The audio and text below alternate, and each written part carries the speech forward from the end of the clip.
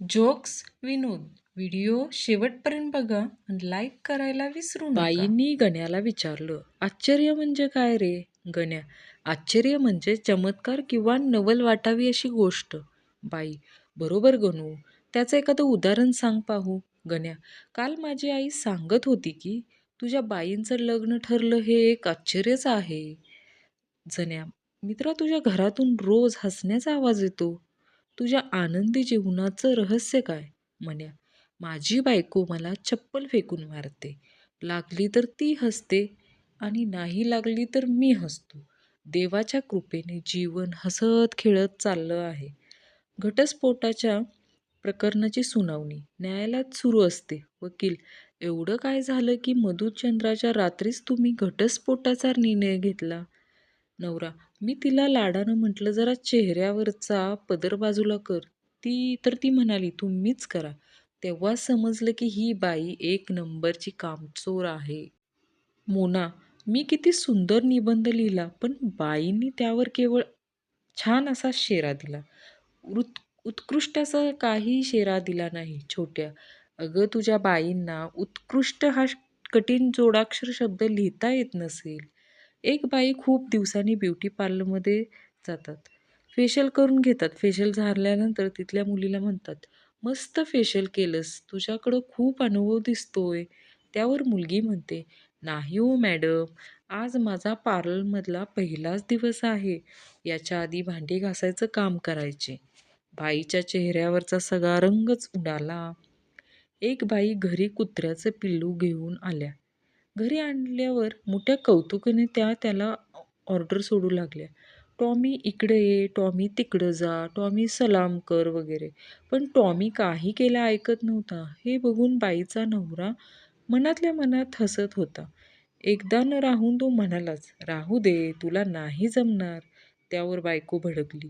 कसं नाही ऐकत बघतेस, सुरुवातीला तुम्ही अशीच नाटकं करत होतात. आपल्या कॉलेजमधील विद्यार्थ्यांपुढं भाषण करत असताना कॉलेजचे प्राचार्य म्हणाले, आपल्या कॉलेजचे नाव दिवसेंदिवस वाढत राहावे यासाठी पण काय करायला पाहिजे? एक आवाज आला, प्राचार्य बदलायला पाहिजेत. वडील वडील बंडूला विचारतात, काय रे, तू औषध पाण्याच्या टाकीत उभं राहून का घेत आहेस? बंडू म्हणाला, बाबा, डॉक्टर काकांनी हे औषध दिवसातून 3दा पाण्यातून घ्यायला सांगितलं आहे. भूगोलच्या तासाला गुरुजींनी विचारलं, अंतू, हत्ती कुठे सापडतो रे?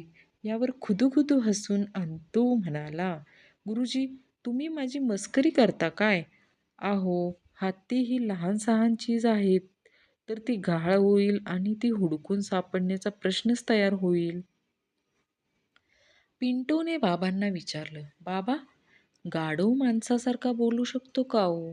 बाबा म्हणले, गाढवा नाही बोलू शकत, पण माणूस मात्र गाढवासारखा बोलू शकतो. मुलगी, आई, तुझे केस अधूनमधून पांढरे का ग झालेत? आई, अगं तू कसला ना कसला हट्ट धरून त्रास देतेस ना म्हणून. मुलगी, मग आई, तू तर माझ्या लहानपणी आईला भलतंच हैराण करून सोडलं असावंस, कारण आजीचे केस तर चुन्यासारखे सफेद झालेत. पिंटूने बाबांना विचारले, बाबा, गाढव माणसासारखा बोलू शकतो का हो? बाबा म्हणाले, गाढवा नाही बोलू शकत, पण माणूस मात्र गाढवासारखा बोलू शकतो. मिंटू, या रक्षाबंधनला गावाबाहेर जाणार आहे. चिंटू, का रे, अचानक काय झालं?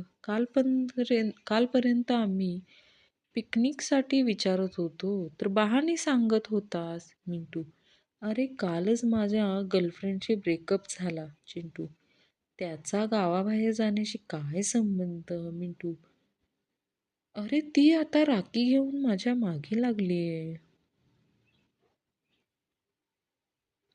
मुलगी, आज माझ्या भावानं मला तुझ्यासोबत बाईकवर पाहिलं. मुलगा, अरे बापरे, मग काय झालं? मुलगी, काही नाही रे, त्याने मला बस भाड्यासाठी दिलेले पैसे परत घेतले. माणूस एकांतात किंवा शांत वातावरणात असला की अंतर्मुख होतो.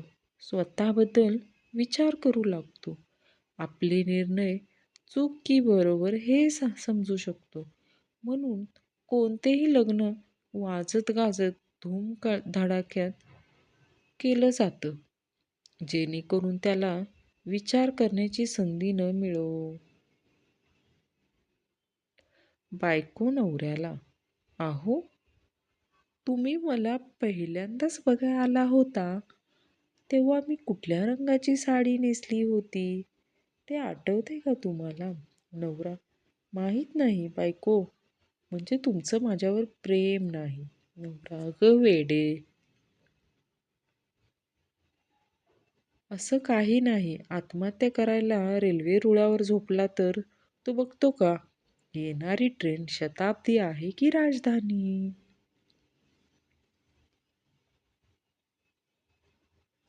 दिगू नवीन शर्ट घालून ऑफिसला जातो. बॉस त्याचा नवीन शर्ट बघून म्हणतो, अरे वा, छान शर्ट आहे.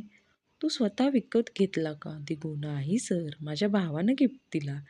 अच्छा अच्छा, मग ठीक आहे. मला वाटलं मी पगार जरा जास्तच देतोय की काय. प्रवासी महिला रिक्षा चालकास, भाऊ, चंद्रावर याल का? रिक्षा, हो पण 1200 कोटी लागतील. प्रवासी महिला, 1200 कोटी एवढं असे चंद्रयान अवघे 600 कोटींमध्ये पोहोचले. रिक्षावाला, मॅडम, पुन्हा MT भाडं मिळणार नाही. यावं लागेल, डबल चार्ज लागेल. यायचं तर बोला. बायको लाडात येऊन नवऱ्याला म्हणते, तुम्ही अशी 2 वाक्ये बोला ज्यातलं पहिल्यानं मी खुश होईन आणि दुसऱ्यामुळं मला राग येईल. नवरा हिंदी पिक्चरच्या हिरोची पोज घेऊन म्हणतो, तू मेरी जिंदगी हो, आग लगे इसी जिंदगी को. तेव्हापासून नवरा फरार आहे. 92 वर्षाच्या आजोबांना एक फोन आला. सर, एक मस्त स्मॉल कॅप म्युच्युअल फंड घ्या. 5 वर्षात पैसे डबल होतील. आजोबांनी जबरदस्त उत्तर दिले, बाळा, मी वयाच्या अशा टप्प्यावर आहे की जिथं मी केळीसुद्धा कच्ची खरेदी करत नाही. शाळेत मॅडम बंड्याला विचारतात, मॅडम, बंडा मोठा झाल्यावर तू कोण बनणार? बंड्या, मॅडम, मी CA बनणार. सर्व शहरांमध्ये माझे क्लायंट असतील. विमानानं मी प्रवास करेन. 5 स्टार हॉटेलमध्ये मी राहीन. माझ्याकडे महागड्या गाड्या असतील.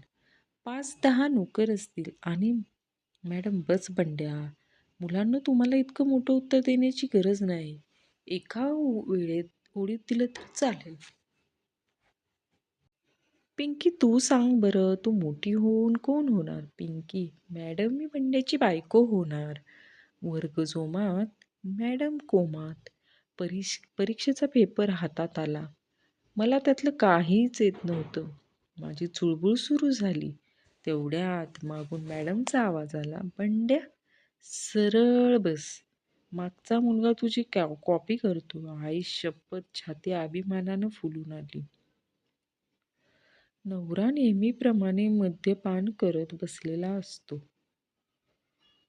बायको वैतागते आणि ग्लास घेऊन स्वतःच्या तोंडाला लावते. नंतर तोंड वाकडं करते. इश, किती कडू आहे. नवरा संधी साधून म्हणतो, बघितलंस, आम्हाला किती त्रास होतो. तुम्हाला वाटतं आम्ही मजेसाठी दारू पितो. डॉक्टर पेशंटला, उद्या सकाळी तुम्ही तुमच्या घरच्या लोकांना भेटू शकता. पेशंट, पण डॉक्टर, माझ्या घरातलं कोणी जिवंत नाही. डॉक्टर, मला माहीत आहे. पेशंट, त्याच दिवशी गेला.